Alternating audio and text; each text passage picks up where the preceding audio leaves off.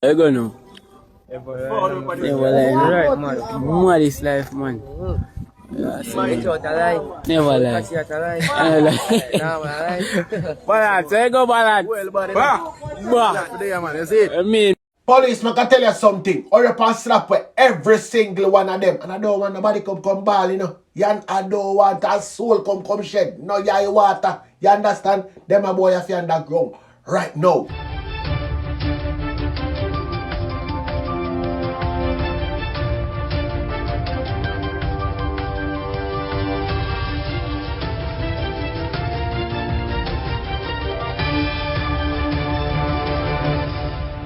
Welcome back to MyView TV, the people's platform, the home of undiluted news, reviews, updates, and your daily dose of entertainment.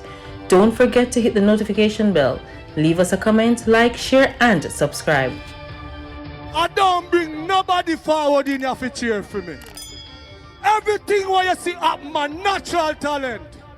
Man, me tell you something. You see, when you know what to please the audience with, it's simple, me. Every day is a new beginning. Take a deep breath, smile, and begin again. God woke you up today for a reason. Trust in His plan. His timing is perfect. He will make a way. Wagwan, my people, hope everybody okay, hope everybody alright. So I have a thought for somebody this morning. Focus more on the people who inspire you than the people who annoy you. They will get you further in life. That's why I always tell the people them every day above ground is a blessing. How awesome it is to be amongst the living and surely not amongst the dead. Anyway, people, what will the thing I got longer than the news? But we can start right as a first.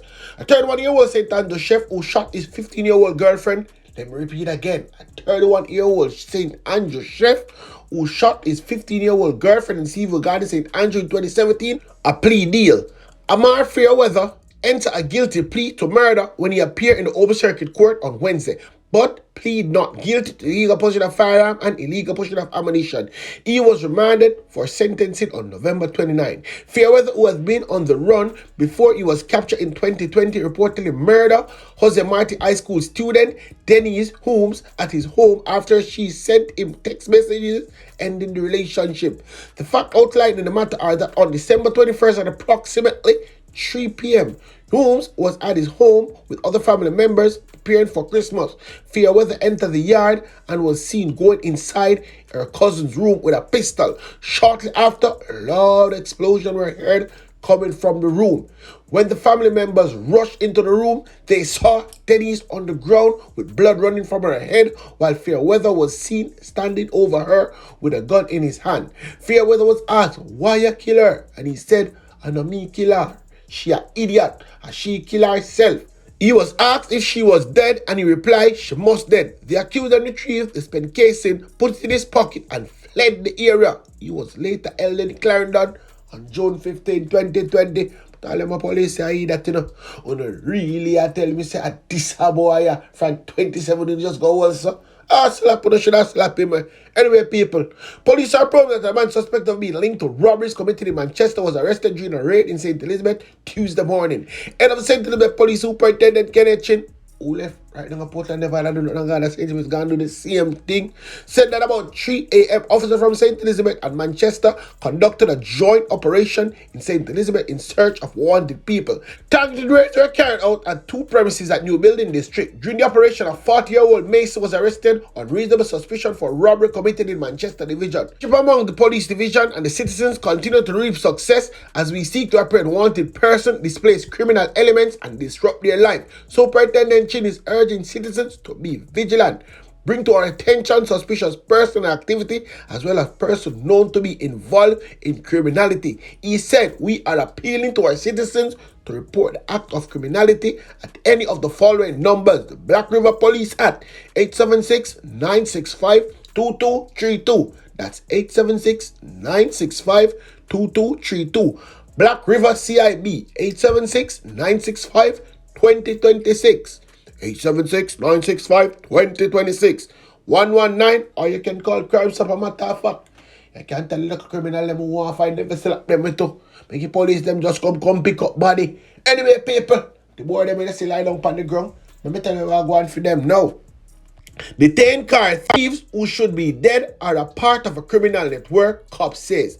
The 4 suspects arrested after a car robbery in Portmore, St. Catherine on Wednesday are from a criminal network operating in St. Andrews South Police Division, according to law authorities. Hold on there. I don't know all of this and really I tell me say, them a boy are still alive? People should have soon have slap with them on the ground, you understand? People will even come out, come talk. Maybe I understand know. All of them should I get slapped with? What the fuck, people? Make you that police them tell you one power go on. Sometime after 6 this morning, a lady was on her way to work along the Brayton Road when a motor car intercepted her. Men alighted from the car and demanding that she exit her car, and she did so. They also took her child from the vehicle, threw her on the ground, took her mother from the vehicle and threw her on the ground, and then they proceed with her motor vehicle. It is important to note that these 4 individuals that are currently in custody in relation to this incident, they're all from the St. Andrews South space. 3 of them are from Whitfield Town, 1 from Mandela Town. At least 2 of them are well known to the police. The one from Mandela Town is known to be a violence producer in that space, as well as one of the 3 from the Whitfield Town space was just released Sunday night from the Duane Park lockups. He was in custody on reasonable suspicion of gang-related activities. Police, listen to me now. It's the next time when you get to on call, say people thief, people care. Me don't want to go up on the scene and I put nobody on them belly if you lie down. No. We have too much lie down board for that. You understand? We have too much body piece of white cloth for that. Them the boy that should our life. So what I said that I mean, what I said that know me already. Me not take it back. Anyway, people, Manchester killing, Manchester robbery. You want to go on for that. Police are probing the murder of a man during an armed robbery in Cąught near Royal Flat in Manchester Tuesday night. The deceased has been identified as 49-year-old Tɛddy Coley, a resident of Rơbbɛrs district in Cąught. Police report that about 9 p.m., Coley was walking home from work when he was held up and robbed of his belongings and shot by his attacker. He was taken to the hospital dead. I can tell you something. Him know who rob him. That's why them kill him. Anyway, me come over on here, man. Statistics from the police show that up to October 1st, Manchester recorded 44 murders since the start of the year when compared to the 19th for the corresponding period. Everything is going up. Right up it going.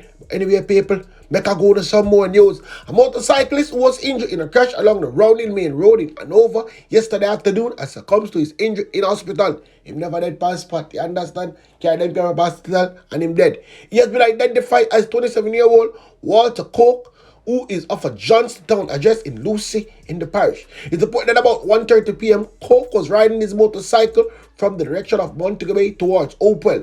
On reaching a section of the Roundhill Main Road known as Point Hill, Cąught reportedly failed to keep to his left and collided with a Nissan Lancia motor car which was heading in the opposite direction. Cąught sustained several injuries and was rushed to the Corner Region Hospital where he was admitted. You understand, people? And guess what? He later died. Them that man look up his whole bike, them, you know. You understand? That's why so much of them are dead off. Anyway, people, we can move on with the news. A Trinidad man is facing firearm-related charges arising from an incident in the parish on the weekend in which 3 men were reportedly shot and killed after they fired on a police military team.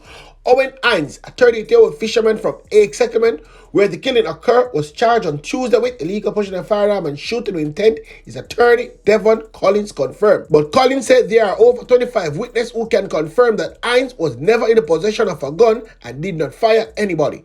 Based on my instructions and investigations, the police took about 75 people from the party to the Falmouth police station. The attorney told our news team during an interview on Wednesday. It was very interesting to see what the police put on paper to try to prove their case against my client. The police reported that members of the security force were conducting an operation at an illegal party in the community at about 2 a.m. Saturday when they were shot at by a group of men at the venue. The 3 men were killed after a member of the police military team took evasive action and returned fire, according to the police report. The incident is being investigated by Indicom. When me tell you say left no stone unturned, this is how me talk about police. You understand? Then the 26 we talk about them an eyewitness. Them shut up and lie down, but lie down too. You don't have no witness. All of them should have get slapped. Boy. You understand? See them condone with slackness there. Them condone with slackness. But anyway, people, make I move on. Thugs glorifying guns, molly, scamming, ban.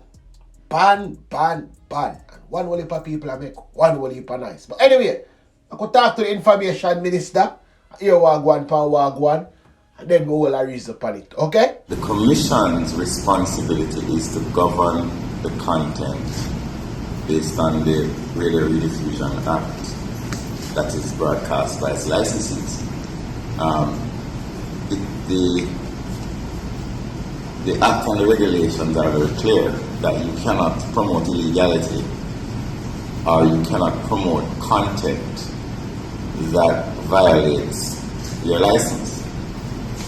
I think a lot of us, including members of the media, have complained over the past several years about the type of content that they hear on the airwaves. And let's give a scenario. My office is in front of KıIlɛd College. So a child walks to the gate of KıIlɛd College. They actually go on a bus, chopping songs, Molly songs. They come off the bus a little bit up the road, on Pond Road. Somebody is playing a radio, chopping songs, Molly songs. They go home, their uncle is playing a radio, chopping songs, Molly songs. We have a responsibility for the spaces that we control to set the standard and set an example. We're not fettering people's right to free speech. There are so many other portals you can use to promote your artistic freedom. But when it comes to free to air that is accessible to every single member of our society, no matter their age, it's a public facility that caters to the public, that is licensed by the government, that is regulated by particular laws. So it is not about fighting crime. It's about decency and standards. That's what it is about. If I turn on a radio here, I'm not the only one who is hearing it. Everybody in here will hear it. It's a public facility that caters to the public, that is licensed by the government, that is regulated by particular laws. So it is not about fighting crime. It's about decency and standards. There are so many other portals you can use to promote your artistic freedom. But when it comes to free to air, that is accessible to every single member of our society, no matter their age, from the baby to the elderly, can access free to air. And the thing about Radio Kimon is that if I turn on a radio here, I'm not the only one who is hearing it.